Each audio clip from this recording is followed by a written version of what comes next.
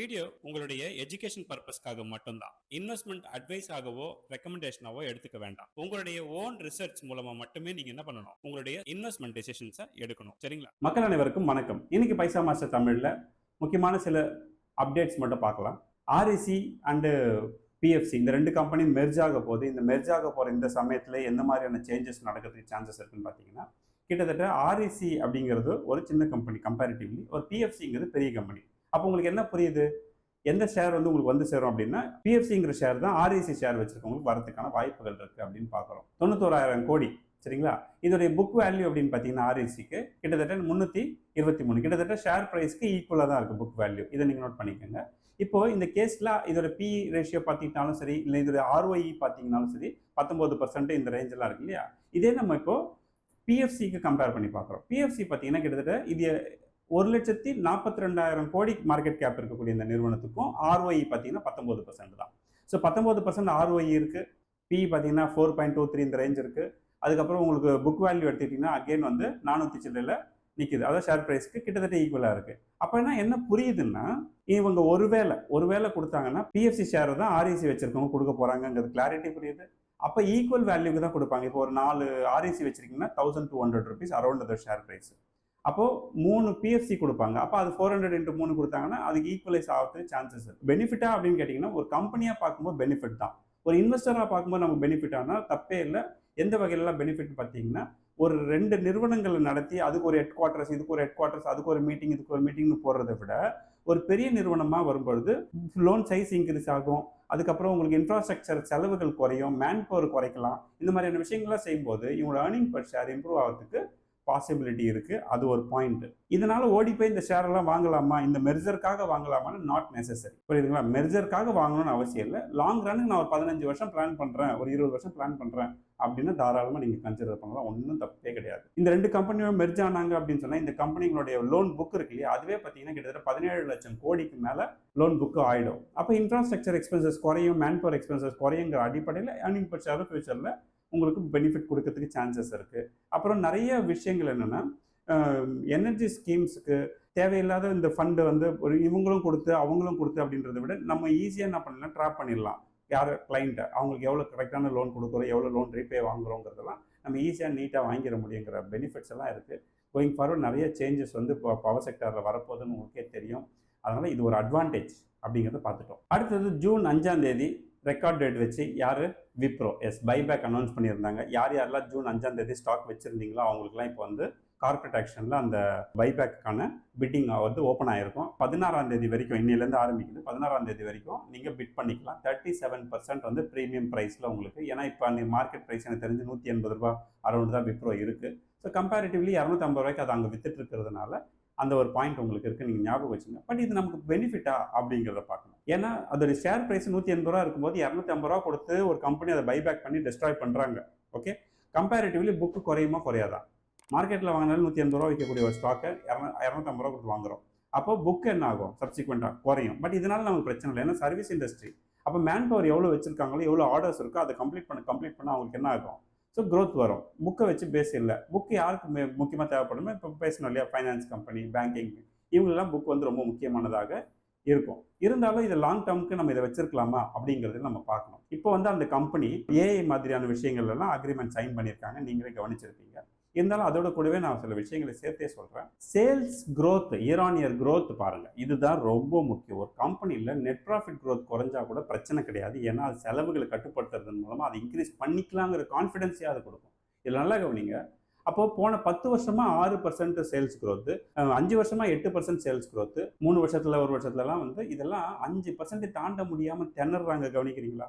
நல்லா யோசிச்சு பாருங்க. ஒரு காலத்தில் ஏஏ இல்லாத காலத்தில் இவங்களாம் தான் சாஃப்ட்வேரை வந்து பேக் சப்போர்ட் கொடுக்கணும், பேக்கப்ல இருந்து கொடுக்கணுங்கிற காலத்திலேயே இவங்களால வந்து என்ன பண்ண முடியலன்னா ஒரு 12% 15% அச்சீவ் பண்ண முடியாத சூழல் இருக்கு. அப்போ மேனேஜ்மெண்ட்ல என்ன இஷ்யூ இருக்கு, இந்த கம்பெனியோட பெர்ஃபார்மன்ஸ்ல என்ன இஷ்யூ இருக்கு, இதெல்லாம் நம்ம பார்க்கணும்.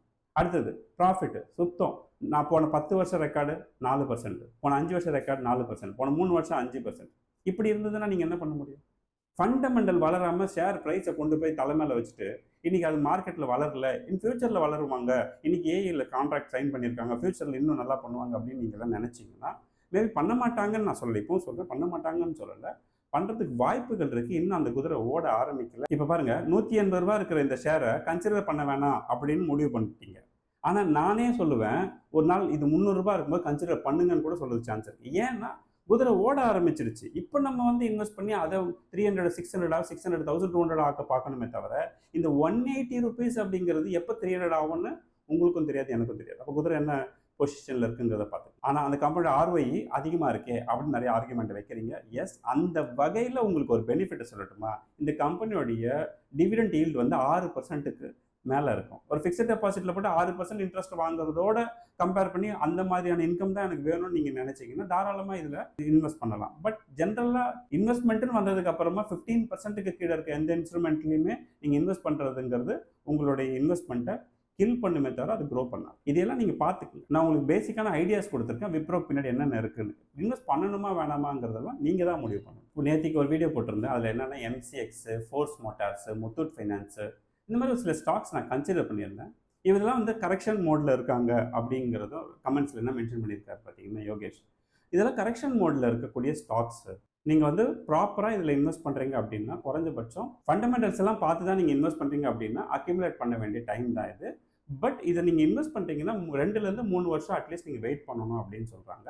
அதுக்கடுத்து இந்த ஸ்டாக்ஸ் எல்லாமே வந்து லாங்கர் ரெக்கவரிக்கு பாசிபிலிட்டி இருக்கு.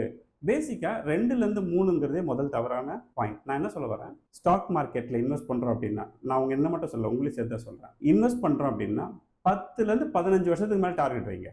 10லேருந்து 15 வருஷத்துக்கு மேலே டார்கெட் வைங்க. அப்பதான் ஒரு 2-3 மேஜிக்ஸ் நடக்கும் உங்களோட போர்ட்ஃபோலியோல. அந்த மேஜிக்ஸ் தான் உங்களை மேலே கொண்டு போகுமே தவிர கன்சிஸ்டண்டா வளர்ந்துலாம் எந்த மார்க்கெட்டும் உங்களை என்ன பண்ணாதுன்னா இம்ப்ரெஸ் பண்ணாது. முதல்ல அதை புரிஞ்சுக்கங்க. குறைஞ்சது என்னோட டார்கெட் வந்து 20 வருஷம். 20 வருஷத்துக்கு நான் இப்போ நீங்கள் பார்க்கக்கூடிய எந்த ஒரு கன்சிடரேஷனையும் நான் 20 வருஷத்துக்கு என்ன பண்ணுவேன், டிஸ்டர்ப் பண்ண மாட்டேன். வெரி ரேர்லி அந்த கம்பெனியில் இன்டர்னல் இஷ்யூ இருக்கு அப்படின்னா மட்டும்தான் நம்ம என்ன பண்ணுவோம், அதை எக்ஸிட் கொடுத்துட்டு வேற ஸ்டாக்காக கன்சிடர் பண்ணுவோமே தவிர ரேதர் இது வந்து அப்படியே தான் காலத்துக்கு போகும். நான் எப்பவுமே ஒரு ஸ்டாக்கை வாங்குறேன்னா கண்டினியூஸாக கன்சிடர் பண்ணுவேன். நம்பர் ஆஃப் ஸ்டாக்ஸை அக்யூமுலேட் பண்ண பார்ப்பேன். அந்த பழக்கம் என்கிட்ட இருக்கிறதுனால எனக்கு இது ஒரு பெரிய பிரச்சனை இல்லை. பட் மீன் டைம் அவர் சொன்ன பாயிண்ட் ரைட்டு. பட் அந்த 2 to 3 இயருங்கிறத வந்து நீங்கள் என்ன பண்ணுங்க 5 to 10 இயராக மாற்றுங்க. ப்ராபப்ளி உங்களுக்கு அது பெட்டராக இருக்கிறது சான்சஸ். அடுத்தது பிசி ஜுவல்லர்ஸ். நான் வந்து ரொம்ப கிட்டத்தட்ட யூடியூப் சேனல் ஆரம்பித்து 6 மாதம் ஆகுது. அந்த 6 மாதத்தில் பல நேரங்களில் இந்த பிசி ஜுவல்லர்ஸ் பற்றி பேசியிருக்காங்க. இதெல்லாம் பேசுறதுக்கு வந்து தேவையற்ற டாபிக்ஸில் நான் வந்து ஒதுக்கி விட்டுருவேன். இதெல்லாம் வேண்டாம் அப்படின்ட்டு. பட் ஸ்டில் கேட்டுகிட்டே இருந்ததுனால நான் சொல்கிறேன்.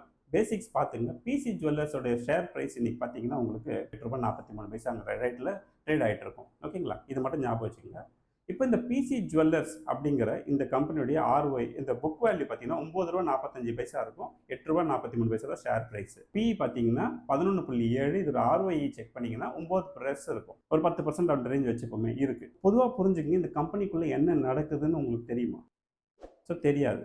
இதை பார்க்கும்போது இது ஒரு ஜுவல்லரி மாதிரி, ஒரு கல்யாண் ஜுவல்லர்ஸ் மாதிரி, தங்கமயில் மாதிரி ஒரு கம்பெனி அப்படின்னு நம்ம நினைக்கிறதுக்கு சான்சஸ் இருக்குது. ஆனால் இதெல்லாம் ரிஸ்க் அதிகமான ஏரியா. இதிலலாம் பார்த்தீங்கன்னா இன்றைக்கி மியூச்சுவல் ஃபண்ட் கம்பெனிக்காரங்க இதில் இன்வெஸ்ட்மெண்ட்ஸை கொண்டே போகலை. ஏன் கொண்டு போகலை? இவ்வளோ நல்ல கம்பெனியாக இருக்குது, ஏன் கொண்டு போகலை? அதெல்லாம் நீங்கள் யோசிங்க. இந்த கம்பெனியுடைய க்ரோத் ரேட் பார்த்தீங்கன்னா சேல்ஸ் பாருங்கள் 7%. 10 வருஷத்தில் பார்த்தீங்கன்னா -7%. 5 வருஷத்தில் அப்படி பார்த்தீங்கன்னா டிடிஎம் வந்து 49% சேல்ஸ். ஆனால் பார்க்கறதுக்கு அப்படி தெரியும். பட் அது வந்து உண்மை கிடையாது. இப்போ அது பென்னி ஸ்டாக் ரேஞ்சுக்கு வந்தாச்சு. ஒன்று.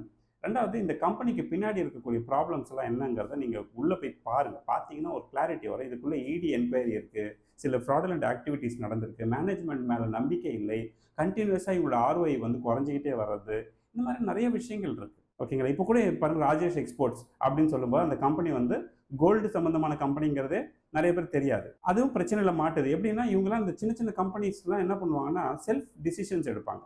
அவங்களுக்கு லாபம் வரக்கூடிய யாராவது ஒருத்தங்க அவங்களை இன்ஃப்ளூயன்ஸ் பண்ணி, அவங்கள பிரைன் வாஷ் பண்ணி, இதை பண்ணி கொடுங்க, நாங்கள் உங்களுக்கு இவ்வளோ தரோம் அவ்வளோ தரோம்னு சொல்லி ஏமாத்துறதுக்கு வாய்ப்பு இருக்குது. அந்த மாதிரியான பிரச்சனைகளுக்குள்ள இந்த கம்பெனியுமே இருக்குது. அதனால் இந்த கம்பெனி நாளைக்கு 10 மடங்கு மல்டி பேக்கராகவே ஆனாலும் கூட நான் யாருக்குமே இந்த மாதிரியான கம்பெனிஸ் என்ன பண்ண மாட்டேன், பேசிக்காகவே இன்ட்ரடியூஸ் பண்ண மாட்டேன். அதனால தான் இதை நான் பேசாமலே தவிர்த்துட்டு வந்து போன 6 மாதமாக. நீ தொடர்ந்து கேட்டதுனால நான் சொல்கிறேன், இந்த கம்பெனி வளருமா வளராதாங்கிறது இல்லை.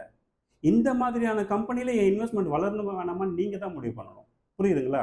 ஸோ வளர்ந்துருச்சு, நாளைக்கு ₹8 ₹10 ஆயிடுச்சு, ₹100 ஆயிடுச்சுன்னு சொல்லி என்கிட்ட வராதிங்க. அந்த ஃபண்டமெண்டலுக்கு பின்னாடி இருக்கிற அந்த மேனேஜ்மெண்ட் இஸ் மோர் இம்பார்ட்டன்ட். ஏன் உங்களுக்கு கம்பெனியாக இல்லை? எவ்வளோ கம்பெனிஸ் இருக்குது, அந்த பக்கம் போங்க, வெரிஃபை பண்ணுங்கள், அனலைஸ் பண்ணுங்கள், இப்போ சேஃபான ரூட்டில் ட்ராவல் பண்ணுங்கன்னு நான் உங்களுக்கு சொல்ல வரேன். ஓகே. அடுத்தது வெங்கட் விஜயகுமார் என்ன கேள்வி கேட்டிருக்காருன்னா, அது என்னன்னே தெரியல, நான் எந்த ஸ்டாக் வாங்குறேனோ அது வந்து அடுத்து குறைஞ்சிட்டே போகுது. அசோக் லைலாண்ட், எம்சிஎக்ஸ், பெல்லு இந்த மாதிரி எல்லாம் ஒரு சில இஷ்யூஸ் இருக்குது அப்படின்ட்டு. அதுக்கு கீழே நிறைய பேரோட கமெண்ட்ஸை பார்க்குறோம். அதாவது இவங்களாம் என்ன கேட்டிருக்காங்கன்னாக்கா, உங்களுக்கு இஸ்கி இஸ்கி என்றா கேட்கிறது அப்படின்னு சொல்லுவாங்கல்ல. ஆமாம், எனக்கும் இஸ்கி இஸ்கி என்றுதான் கேட்கிறது அப்படின்னு. உங்களுக்கு மட்டும் இல்லை, அது எனக்குமே அதே ப்ராப்ளம் இருக்குது. நம்ம எந்த ஸ்டாக்கை கன்சிடர் பண்ணாலும் ஆப்வியஸாக அது வந்து கீழ் நோக்கி நகர்ற மாதிரி இருக்கும். மார்க்கெட்டே இப்போ கீழே போயிட்டு இருக்கிறதுனால ஷேர் ப்ரைஸ் கீழே போகிறதுல ஒன்றும் தப்பு கிடையாது. பட் ஃபண்டமெண்டல் ஸ்ட்ராங்காக இருக்கக்கூடிய கம்பெனியில் தான் நம்ம இன்வெஸ்ட் பண்ணுறோமாங்கிறத மட்டும் அண்டர்ஸ்டாண்ட் பண்ணிட்டு நீங்கள் வாங்க. எந்த ஸ்டாக்காக இருந்தாலும் சரி, ப்ராப்பரான பாட்டம் லைனில் நீங்கள் வாங்கியிருக்கீங்க அப்படின்னா அது ஒரு 3 வருஷம் கழித்து பார்க்கும்பொழுது பெட்டராக இருக்கும் அப்படிங்கிறது ஒரு பாயிண்ட். அடுத்து பாலா சார் பார்த்தீங்கன்னா அதே கேஸுக்கு என்ன கமெண்ட் கொடுத்துருக்காங்க, South Indian Bank, Karnataka Bank, Apollo Hospital, Thangamayil, Tata Consumers இதெல்லாம் பார்த்தீங்கன்னா எனக்கு வந்து 25% வரைக்கும் இன்னைக்கு லெவலில் கூட எனக்கு க்ரோத்தில் தான் இருக்குது அப்படின்னு சொல்றாரு. ஒரு 5 ஸ்டாக் பாசிட்டிவ்ல, ஒரு 5 ஸ்டாக் நியூட்ரலில், 5 ஸ்டாக் நெகட்டிவ்ல இப்படி தான் இருக்கும். வாங்கின உடனே பார்த்தீங்கன்னா ஈவன் அப்போலோ கூட சொல்கிறேன், வாங்கின உடனே பார்த்தீங்கன்னா எனக்குமே நெகட்டிவ் போச்சு. அதுக்கப்புறம் பார்த்தீங்கன்னா அது எங்கேயோ ஃப்ளை ஆக ஆரம்பிச்சிச்சு. மோர் தென் நான் நீங்கள் கன்சிடரேஷன் பார்த்துட்டு தான் இருப்பீங்க. அது 20% மேலே 30% மேலே வந்து நிற்கிறீங்க. அதுக்காகலாம் நம்ம ஒன்றும் வரி பண்ண வேண்டாம். ஸோ பாசிபிலிட்டி இப்படியும் இருக்கும். பட் மெஜாரிட்டி நான் சொன்னது தான், வாங்கின உடனே டவுன் ட்ரெண்ட் எடுக்கும். அது இயல்பு தான். உங்களை பயப்படுத்தும். மார்க்கெட் எப்பவுமே உங்களை என்ன பண்ணணும்னா, ஐயோ நம்ம தப்பு பண்ணிட்டோமோன்னு உங்களை பயப்படுத்தும்.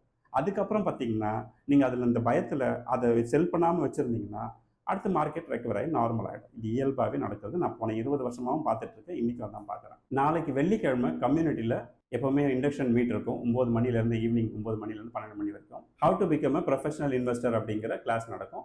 ஜாயின் பண்ணாதவங்க ப்ளீஸ் லிங்க் கொடுக்குற டிஸ்கிரிப்ஷனில் ஜாயின் பண்ணிக்கோங்க. ஏற்கனவே ஜாயின் பண்ணியிருக்கீங்க, இந்த வாரம் ஜாயின் பண்ணியிருக்கீங்க அப்படின்னா நீங்கள்லாம் மறந்துடாமல் அந்த லிங்க் ஆல்ரெடி உங்களுக்கு வந்திருக்கும், அதில் ஜாயின் பண்ணிக்கோங்க. சரிங்களா? ஸோ நான் எப்போவுமே சொல்கிறேன், ஃப்ரெண்ட்ஸ் அண்ட் ஃபேமிலிக்கு காசு பணம் கொடுத்து உதவி செய்கிறத விட என்ன பண்ணலாம்? எஸ், இந்த மாதிரி நல்ல இன்வெஸ்ட்மெண்ட்ஸ் ஐடியாஸ் கொடுங்க, அவங்க வாழ்க்கையில் சூப்பராக வருவாங்க. எனிவே அடுத்த ஒரு இன்ட்ரெஸ்டிங்கான வீடியோவில் சந்திப்போம். நன்றி, வணக்கம்.